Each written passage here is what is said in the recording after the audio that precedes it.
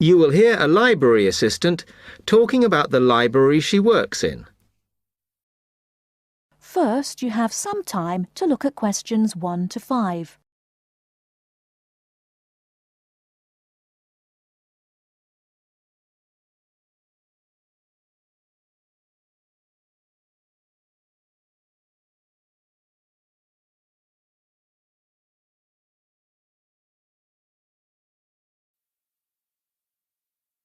Hi, can I help you?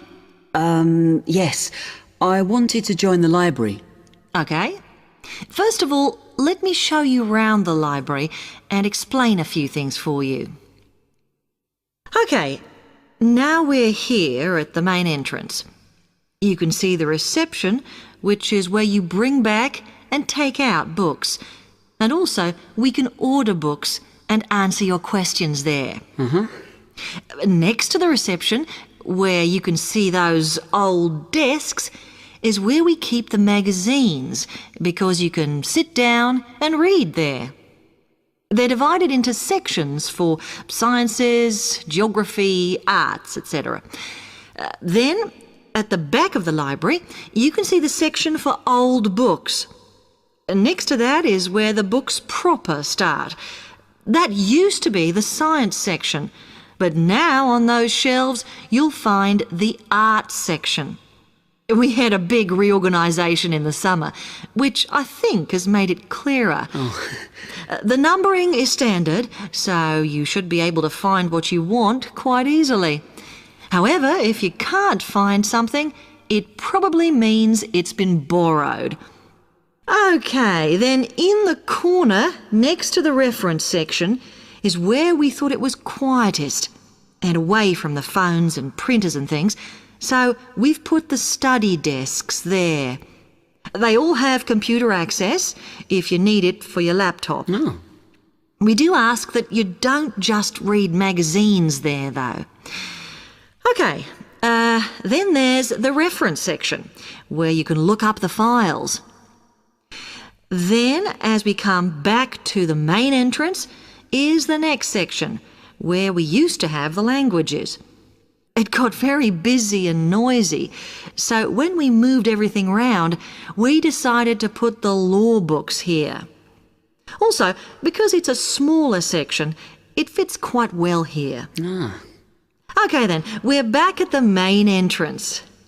Over there, by reception, there's a door that goes to the extension. And we have further sections, such as languages and study desks through there. So you could have a look round when we've finished.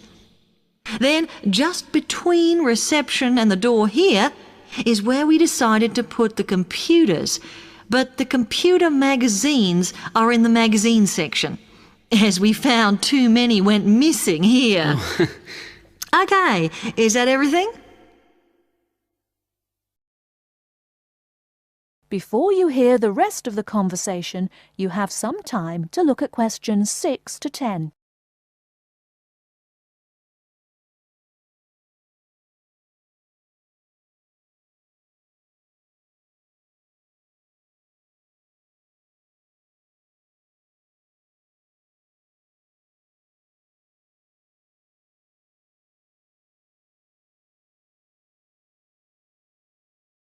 Now listen and answer questions 6 to 10.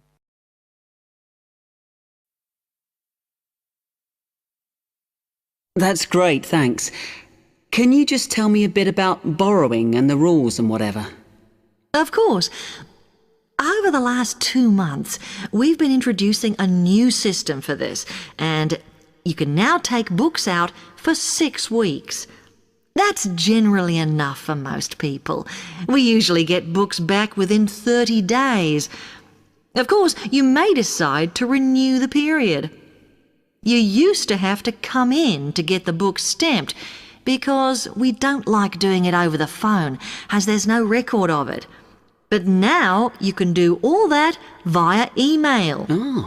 If you do forget to renew, then we do make a charge, I'm afraid. That helps our costs, of course, but we do insist on it. The good news is that there is only one charge. I know some libraries charge £1 for 1 week and then it goes up with each week it's late. We ask for £1.50 as we think that's high enough to stop people being overdue.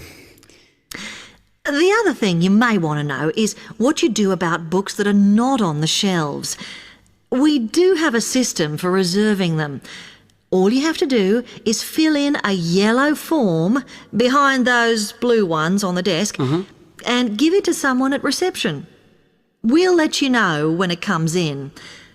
Also, sometimes you will need a journal article that we don't have but can get from other libraries.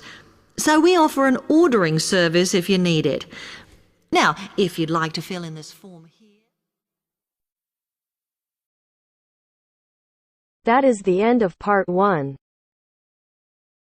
You now have half a minute to check your answers.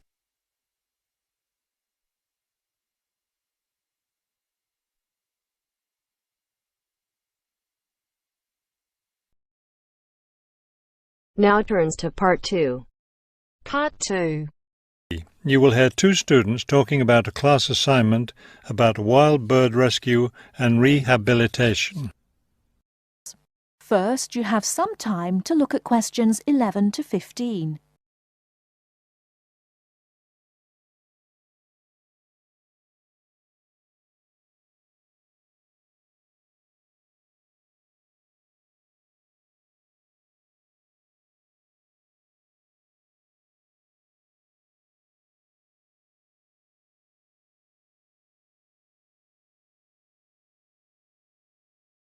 Now, listen carefully and answer questions 11 to 15.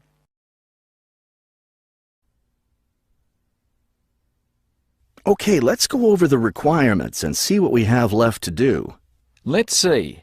We have to give the professor a written summary of the information we've gathered on our topic, wild bird rescue and rehabilitation. The other written thing we have to turn in is a case study of the rehabilitation of one bird. We have the information on that already. Right. All we have to do is write it up. What about charts and graphs? Do we need to include something like that? I don't think so. They aren't really relevant, but we do have to turn in a list of the resources we used. Naturally. What about videos? I heard some of the other students were doing that. Well, I guess that must be optional, because I don't see it on the requirements list. Okay, we should start planning our class presentation, since that counts for half the grade. We've looked at lots of sources of information, but I think our best source was the interviews we did with the wildlife rehabilitators. Agreed. That and the journal articles. I think we have enough information from those 2 sources for the presentation anyhow. The books we looked at weren't all that helpful. I wonder if we should try to bring in some live birds for the presentation. That would be too difficult, don't you think? But we have lots of photos of rehabilitated birds. We can show those. Before you hear the rest of the talk, you have some time to look at questions 16 to 20.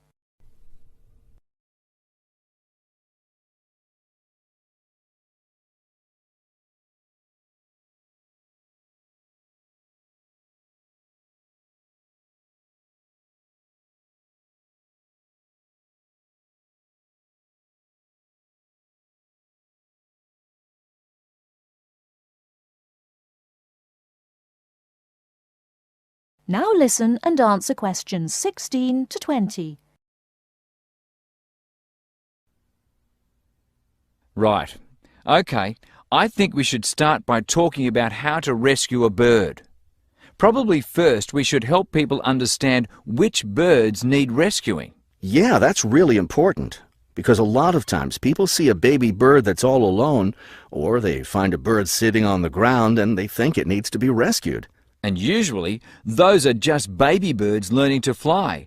So we should emphasize that people should only attempt to rescue a bird that's clearly injured. For certain kinds of birds, the rescuer needs to wear protective gloves because some of those birds have sharp claws and can tear your shirt, or worse, injure your face or some other part of your body. Yes, that's an important point. Okay, next, let's tell people to put the injured bird in a box, a box with good air circulation. We should let them know that a cage isn't necessary, and a bag, especially a plastic one, could hurt the bird more. Another thing we need to say is that the best way to help the bird stay calm is not by petting it or talking to it, but by leaving it completely alone. Then people should take the bird to the bird rescue center as soon as possible. Right, and we should also point out that when they're driving the bird to the rescue centre, it's better not to play music on the radio or talk loudly, because those things just stress the bird. Yes, it's better just to speak quietly while you have the bird in the car. Okay, we've got that part covered. Next we should talk about what happens at the rescue center. That is the end of part 2. You now have half a minute to check your answers.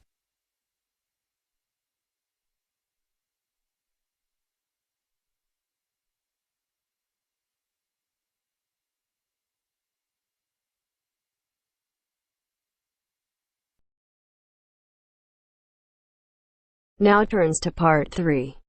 Part 3. John Helston, a student from London University, wants to know some information about a 21st conference. You'll hear a conversation between John and university staff. First, you have some time to look at questions 21 to 25.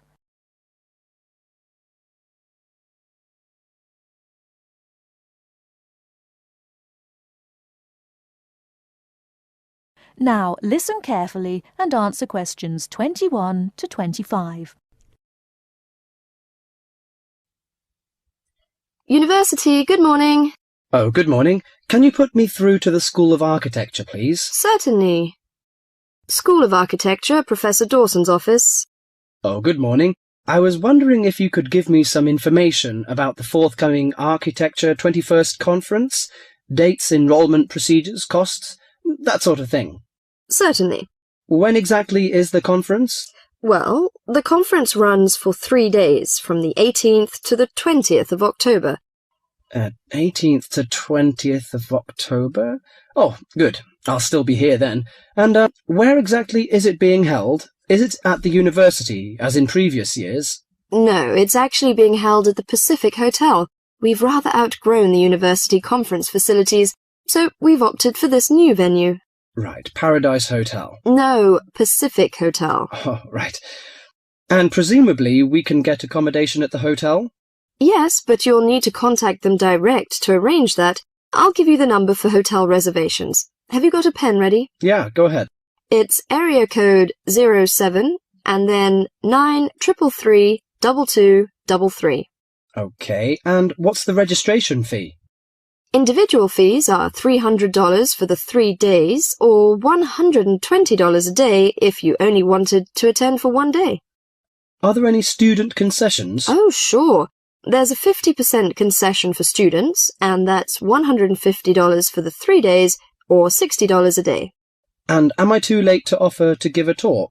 Oh, I'm pretty sure you've missed the deadline for that. Oh, really? But I've only just arrived here in Australia. Is there any way I could have a paper accepted? Well, you'd need to talk to Professor Dawson. He's the person organising the conference this year. I can put you through if you like. Oh, yes, please. That'd be great. Oh, and can I just check the spelling of his name? Is that Dawson? Yes, that's correct.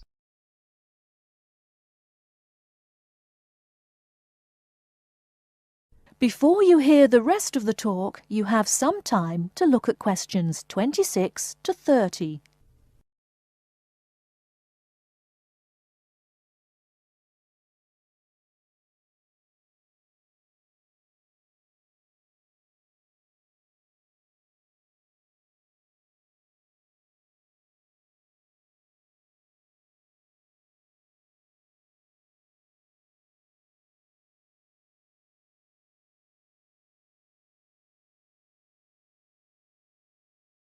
Now listen and answer questions 26 to 30. Professor Dawson speaking. Oh, hello. My name is John Helston. I'm an architecture student at London University. I'm here in Australia for 3 months, looking at energy-saving house designs. Right. I'm interested in giving a talk on my research at the conference, but I believe I may have missed the deadline. Well, strictly speaking, you have. The closing date was last Friday. Oh, no! But we may be able to include your paper if it fits into our program, but you'll have to be quick. Okay, what do I need to do? Send me an outline of your talk, and make sure you'd include an interesting title for the talk, something to attract the delegates' attention. Okay, interesting title, right? The outline should be no more than 300 words, though. Right. I should be able to keep it down to 300 words, but would 400 be okay? No, not really, because we have to print it in the proceedings, and we just don't have the space. Sure, I understand. And also, can you send me a short CV, the usual stuff, name, age, and qualifications, that sort of thing? Right, include a brief CV. Actually, you can email it to me. That'd be quicker. Sure, what's your email address? Well, the best thing would be to send it to the conference administrative officer. The address is admin in lowercase, you know, in small letters. Right, so that's admin@uniconf.edu.au. Right, I'll do that straight away. Thank you very much, you've been very helpful. Okay, well, we hope to see you in October then. That is the end of part 3. You now have half a minute to check your answers.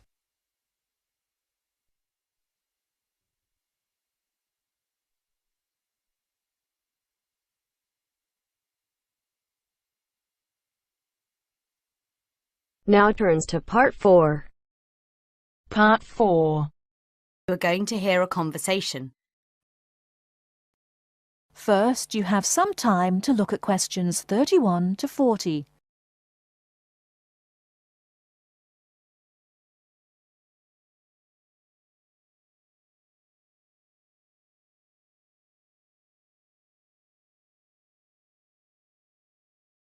Now, listen carefully and answer questions 31 to 40. Afternoon, everyone. Well, I think we can begin straight away by getting Ivy and Andy to do their presentation. Could you start, Ivy? Yes. Well, we've done a survey on local entertainment. Basically, we tried to find out how students feel about the entertainment in the city and how much they use it. Yes, so we've called our project Out and About. Yes, that's a good title, Out and About. We wanted to find out how well students use the entertainment facilities in the city, whether they get to see the latest plays and films, that kind of thing. Now, we have our own facilities on campus, of course. Yes, we deliberately omitted those as we really wanted to examine outside entertainment in the city, as opposed to on the university campus. Actually, there are a lot of areas to choose from, but in the end we limited ourselves to looking at 3 general categories: cinema, theatre and music. Right? OK, well, first of all, cinema. In the city, there are 3 main places where you can see films. There's the new multi-screen cinema complex, the old Park Cinema, and the Late Night Odeon. So if you look at this chart, in terms of audience size, the multi-screen complex accounts for 75% of all cinema seats. The Park Cinema accounts for 20% of seats, and the Late Night Odeon has just 5% of seats. As you probably know, the complex and the park show all the latest films, while the late night cinema tends to show cult films. So when we interviewed the students, we thought the complex would be the most popular choice. But surprisingly, it was the Late Night Odeon. Yeah, most students told us that if they wanted to see a new film, they would wait for it to show at the park. The complex is more expensive and further out of the city, so you have to pay more to get there as well. Yes, and that adds to the cost, of course, and detracts the popularity, evidently. Well, next, we looked at theatres. The results here were interesting because, as you know, there's a theatre on campus, which is popular. But there's also the Stage Theatre in the city, which is very old and architecturally beautiful. And there's the large modern theatre, the Ashtop, which has recently been built. So you just looked at the 2 theatres in the city? Yes, but the thing about the theatres is that there's a variety of seat prices. Also, The types of performance vary, so students tend to buy seats at both and like using both for different prices, and if they want cheap seats at the Ashtop, they can just sit further from the front. What we did find that was very interesting is that there are periods during the year where students seem to go to the theatre and periods where they go to the cinema. And we really think that that's something to do with budget. If you look at this graph, you can see that there's a peak around November, December when they go to the theatre more, and then a period in April, May when neither is particularly popular. And then theatre viewing seems to fall off virtually, while the cinema becomes quite popular in June, July. I think you're probably right about your conclusions. Well, lastly, we looked at music, and this time we were really investigating the sort of small music clubs that offer things like folk or specialise in local bands. So not musicals as much. That's right. We looked at 3 small music venues, and we examined the quality of the entertainment and venue and gave a ranking for these. A cross, meaning that the quality was poor, a tick, meaning it was okay, and 2 ticks for excellent. First of all, the Blues Club, which obviously specialises in blues music. This was a pretty small place, and the seating was minimal, so we didn't give that a very good rating. No, we don't recommend that one really. Then the Sansu, which plays a lot of South American music. It was a big place. Very lively, good performers, so 2 ticks for that one. The Pier Hotel is a folk venue, a good place for local and up-and-coming folk artists to play. Not the best of venues, as it's in a basement and a bit dark, but the quality, if the entertainment, was reasonable, and the lighting was as warm as we felt. It deserved an average rating. Finally, there's the Bulldrock Cafe, which features big rock bands, and is pretty popular with students, and we enjoyed ourselves there as well, so total marks for that one. And then, did you get any information from the students as to which of the clubs they preferred? That is the end of part 4. You now have half a minute to check your answers.